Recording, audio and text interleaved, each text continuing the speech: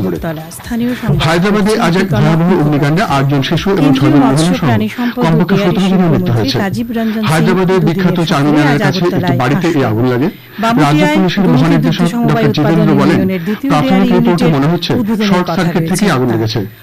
কেন্দ্রীয় কয়লা খনন মন্ত্রী জি কিষাণ রেড্ডি ঘটনাস্থল পরিদর্শন করেছেন। তিনি জানিয়েছেন, গুলজার হাউস এলাকায় একটি দোকানের উপরে ছাদে কয়েকটি পরিবার থাকত, তারাই আগুনে সবচেয়ে বেশি ক্ষতিগ্রস্ত হয়েছে। প্রধানমন্ত্রী নরেন্দ্র মোদী, তেলেঙ্গানা মুখ্যমন্ত্রী রেবন্ত রেড্ডি এই ঘটনায় গভীর দুঃখ প্রকাশ করেছেন। শ্রী মোদী জানিয়েছেন, প্রধানমন্ত্রী ত্রাণ তহবিল থেকে নিহতদের পরিবারকে এককালীন 2 লক্ষ টাকা এবং আহতদের এককালীন 50,000 টাকা করে সাহায্য দেওয়া হবে। উপস্থিত থাকার কথা। রাষ্ট্রপতি দ্রৌপদী মুর্মু হায়দ্রাবাদের অগ্নিকাণ্ডে মহিলা ও শিশু সহ অনেক মানুষের মৃত্যুতে গভীর দুঃখ প্রকাশ করেছেন। এক বার্তায় রাষ্ট্রপতি বলেছেন যে তার মন সেই সব মানুষের সঙ্গে যারা তাদের প্রিয়জনকে হারিয়েছেন। তিনি আহতদের দ্রুত আরোগ্য কামনা করেন। স্থানীয় সংবাদ পড়ছি ইতিকণা মুখোপাধ্যায়। কেন্দ্রীয় মৎস্য প্রাণী সম্পদ ও ডেয়ারি প্রধানমন্ত্রী নরেন্দ্র মোদী সরকারের আমলে গত 10 বছরে বিভিন্ন প্রকল্পের মাধ্যমে স্বাস্থ্য ক্ষেত্রে প্রভূত উন্নতি হয়েছে বলে কেন্দ্রীয় স্বরাষ্ট্রমন্ত্রী অমিত শাহ জানিয়েছেন।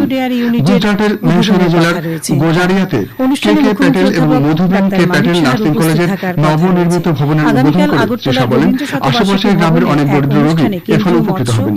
দেশের 60 কোটি নাগরিক প্রধানমন্ত্রী আয়ুষ্মান ভারত প্রকল্পের সুবিধা নিচ্ছেন। গত 10 বছরে এই সংখ্যা 7 থেকে বেড়ে 23 হয়েছে। এর আগে শীর্ষা প্রাথমিক কৃষি ঋণ সমিতি পিএসসিএসগুলির অর্থনৈতিক পুনরুজ্জীবনের জন্য একটি নতুন নীতির কথা ঘোষণা করেন। গুজরাটের আহমেদাবাদের সায়েন্স সিটিতে রাজ্য সমবায় ইউনিয়ন আয়োজিত এক সম্মেলনে যোগ দিয়ে তিনি বলেন, দেশের সমবায় পরিকাঠামোগুলিকে শক্তিশালী করতে সরকার প্রতিশ্রুতিবদ্ধ। এর মধ্যে রয়েছে অপারেশন সিঁদুরের প্রেক্ষাপটে সীমান্ত পারের সন্ত্রাসবাদ মোকাবিলায় ভারতের কঠোর অবস্থান আন্তর্জাতিক মঞ্চে আরো জোরদারভাবে তুলে ধরতে 7টি সর্বদলীয় প্রতিনিধি দল খুব শীঘ্রই বিভিন্ন দেশের সঙ্গে যোগাযোগ করবে। প্রতিটি দলে বিভিন্ন রাজনৈতিক দলের সাংসদ, কূটনীতিক এবং অভিজ্ঞ রাজনৈতিক ব্যক্তিত্বরা থাকবেন। সংসদ বিষয়ক মন্ত্রী কিরেন রিজিজু সোশ্যাল মিডিয়ায় এক পোস্টে 7টি সর্বদলীয় প্রতিনিধি দলের সফরসূচি ও সাংসদদের নাম ঘোষণা করেছেন। 7টি দলে 59 জন সাংসদ থাকবেন। মোট 32টি দেশে তারা যাবেন। বিজেপি সাংসদ বৈজয়ন্ত পান্ডার নেতৃত্বে প্রথম দলটি সৌদি আরব, বাহরাইন, কুয়েত এবং আলজেরিয়া সফর করবেন।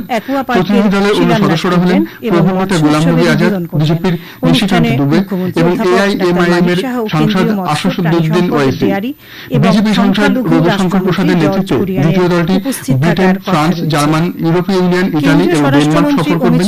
দলে থাকবেন কংগ্রেস সাংসদ ডক্টর অমর সিং, শিবসেনা ইউজিটি গোষ্ঠীর প্রিয়াঙ্কা চতুর্বেদী এবং প্রাক্তন কেন্দ্রীয় মন্ত্রী এম জে আকবর।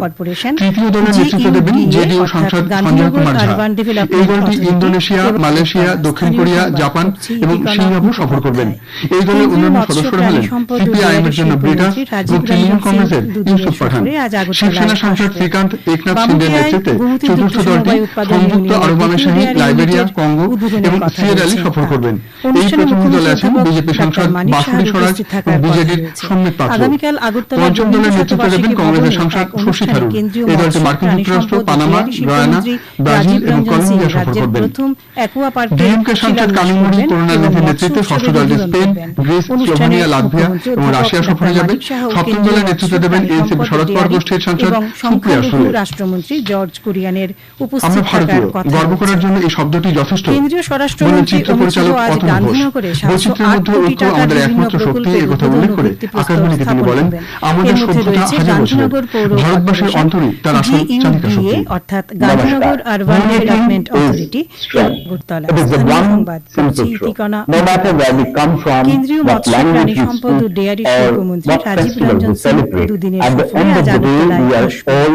বামুটিয়ায় গোমতী দুগ্ধ সমবায় উৎপাদন ইউনিয়নের দ্বিতীয় ইউনিটের উদ্বোধনের কথা রয়েছে। অনুষ্ঠানে মুখ্যমন্ত্রী অধ্যাপক ডক্টর মানিক সাহার উপস্থিত থাকার কথা রয়েছে। আগামীকাল আগরতলার রবীন্দ্র শতবার্ষিকী ভবনে এক অনুষ্ঠানে কেন্দ্রীয় মৎস্য প্রাণী সম্পদ ও ডেয়ারি শিল্পমন্ত্রী রাজীব রঞ্জন সিং রাজ্যের প্রথম অ্যাকুয়া পার্কের শিলান্যাস করবেন এবং অনুষ্ঠানে অধ্যাপক ডক্টর মানিক সাহা কেন্দ্রীয় মৎস্য প্রাণী সম্পদ ডেয়ারি এবং সংখ্যালঘু রাষ্ট্র স্বরাষ্ট্রমন্ত্রী জর্জ সাক্ষাৎকার নিয়েছেন কুরিয়ানের সন্দীপন উপস্থিত দাশগুপ্ত। থাকার কথা অনুষ্ঠানটির প্রথম পর্ব শুনতে পাবেন কেন্দ্রীয় সঞ্চারিত প্রচার তরঙ্গে স্বরাষ্ট্রমন্ত্রী আজ অমিত রাত শাহ 8টা আজ বেজে 30 মিনিটে। গান্ধীনগরে 708 একই সঙ্গে কোটি আকাশবাণী টাকার সংবাদের বিভিন্ন সব প্রকল্পের সোশ্যাল উদ্বোধন ও মিডিয়া পেজে ভিত্তিপ্রস্তর অনুষ্ঠানটি স্থাপন করবেন। একযোগে এর প্রচারিত মধ্যে হবে। রয়েছে গান্ধীনগর খবর পৌর শুনছেন কর্পোরেশন, আকাশবাণী থেকে। GUDA অর্থাৎ গান্ধীনগর আরবান ডেভেলপমেন্ট অথরিটি। আমাদের সংবাদ শোনা যাবে ইউটিউব চ্যানেল আকাশবাণী সংবাদ বাংলা, ফেসবুক ও ইনস্টাগ্রাম আকাশবাণী সংবাদ কলকাতা এবং এক্স হ্যান্ডেল এআই নিউজ। তহবিল IMF পাকিস্তানের বেল আউট কর্মসূচির পরবর্তী ঋণ দেওয়ার জন্য 11টি নতুন শর্ত আরোপ করেছে। একই সঙ্গে পাকিস্তানকে সতর্ক করে বলেছে, ভারতের সাথে উত্তেজনা তাদের উন্নয়ন প্রকল্পের আর্থিক, বহিরাগত এবং সংস্কার লক্ষ্যগুলির জন্য ঝুঁকি বাড়িয়ে তুলতে পারে। একটি মিডিয়া রিপোর্ট অনুযায়ী IMF পাকিস্তানের উপর আরও 11টি শর্ত চাপানোয় মোট শর্তের সংখ্যা 50-এ পৌঁছেছে।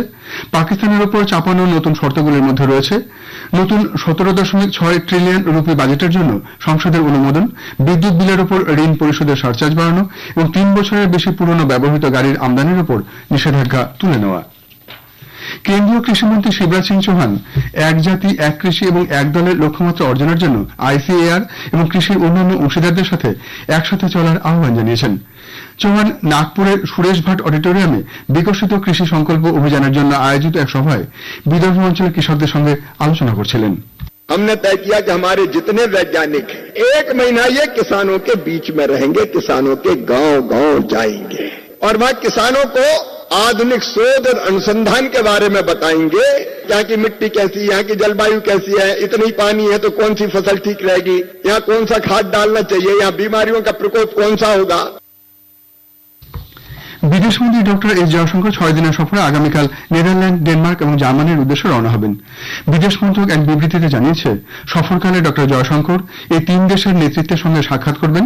দ্বিপাক্ষিক সম্পর্ক এবং পারস্পরিক স্বার্থ সংশ্লিষ্ট আঞ্চলিক ও আন্তর্জাতিক বিষয় নিয়ে তাদের কথা হবে। আসন্ন বিহার বিধানসভা নির্বাচনের আগে নির্বাচন কমিশনার ডক্টর বিবেক যোশী আজ ভারত নেপাল সীমান্ত এলাকায় নিরাপত্তা ব্যবস্থা পর্যালোচনা করেন। পশ্চিম চম্পারণের বাল্মীকিনগরে SSB আধিকারিক এবং জেলা প্রশাসনের কর্তাদের সঙ্গে বৈঠক করেন তিনি। ওই এলাকায় নদী ও জঙ্গল সংলগ্ন বুথগুলিও তিনি পরিদর্শন করেন। জয়পুরের সোয়াই মানসিং স্টেডিয়ামে আজ বিকেলে IPL এর ম্যাচে পাঞ্জাব কিংস 10 রানে রাজস্থান রয়্যালসকে হারিয়ে দিয়েছে।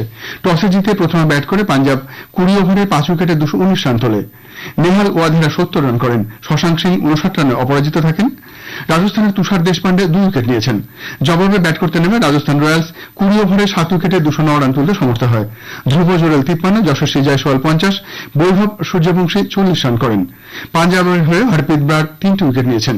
এই ম্যাচে জয়ের ফলে 12 ম্যাচে 17 পয়েন্ট সংগ্রহ করে পাঞ্জাব কিংস লীগ তালিকায় দ্বিতীয় স্থানে উঠে এসেছে।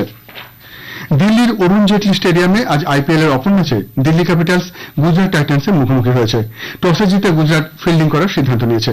গুজরাট 11 ম্যাচে 16 পয়েন্ট নিয়ে পয়েন্ট তালিকায় দ্বিতীয় স্থানে আছে। সমসংখ্যক ম্যাচে দিল্লি 13 পয়েন্ট পেয়ে পঞ্চম স্থানে রয়েছে। আজকের ম্যাচ জিতলে গুজরাট প্লে অফে খেলা নিশ্চিত করবে। অন্যদিকে দিল্লি জয় পেলে প্লে অফের লড়াইয়ে টিকে থাকবে। শেষ করার আগে বিশেষ খবর আরেকবার। হায়দ্রাবাদে আজ এক ভয়াবহ অগ্নিকাণ্ডে 8 জন শিশু এবং 6 জন মহিলা সহ কমপক্ষে 17 জনের মৃত্যু হয়েছে। রাষ্ট্রপতি দ্রৌপদী মুর্মু ও প্রধানমন্ত্রী নরেন্দ্র মোদী এই ঘটনায় গভীর দুঃখ প্রকাশ করেছেন। কেন্দ্রীয় স্বরাষ্ট্রমন্ত্রী অমিত শাহ বলেছেন, দেশের 60 কোটি নাগরিক প্রধানমন্ত্রী আয়ুষ্মান ভারত প্রকল্পের সুবিধা পাচ্ছেন। আন্তর্জাতিক মুদ্রা তহবিল IMF পাকিস্তানের বেল আউট কর্মসূচির পরবর্তী ঋণ দেওয়ার জন্য 11টি নতুন শর্ত আরোপ করেছে। খবর এখনকার মতো এই পর্যন্ত। এরপরে স্থানীয় সংবাদ শুনুন 7টা বেজে 50 মিনিটে।